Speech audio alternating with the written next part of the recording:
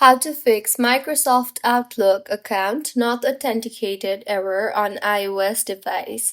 Hello everyone, I am Bishaka and welcome to our channel. Now let's get right into the tutorial. Firstly, launch the settings application on your device and scroll down to the bottom and tap on the apps option and further tap on the mail option. Here, scroll down and tap on the privacy protection option and make sure the protect mail activity is toggled off. Next, go ahead and toggle off the hide IP address toggle button too, and now you can simply go ahead and open Microsoft Outlook on your device and you will no longer receive the not authenticated error.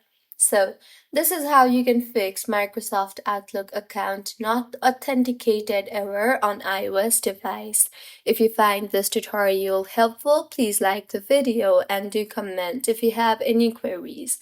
Also, do subscribe to our channel for more helpful tutorials like this. See you on the next one.